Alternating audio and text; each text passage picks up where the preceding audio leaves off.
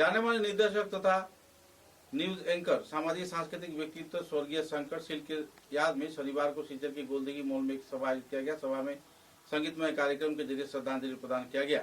गौरतलब है कि नॉर्थ ईस्ट न्यूज के उद्योग से आयोजित इस कार्यक्रम में बलाघाटी के जाने माने कलाकारों ने अपने अपने संगीतमय कार्यक्रम पेश कर दर्शक श्रोताओं का दिल जीत लिया। इसके अलावा कई जाने माने लोग इस कार्यक्रम में मौजूद थे। कार्यक्रम को लेकर लोगों में काफी अनुभवी माहौल देखने को मिला। भाव गंभीर वातावरण में सभी ने प्रयात शंकरशील के प्रति अपना श्रद्धा अर्पण किए और श्रद्धांजलि प्रदान की। उनके प्रतिमूर्ति पर पुष्पांजलि प्रदान कर सभी ने अपना श्रद्धा व्यक्त किया।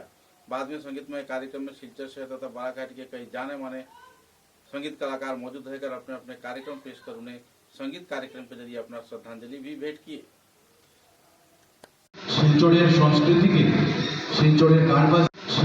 সংস্কৃতিকে শিলচরের গানবাজ নিহারদা রাজু তোমরা সব চলে এসো। আমার ফুল দেখো কভারেজ করছে আর বিদ্যুৎ রেকর্ডিং দিয়ে এসো।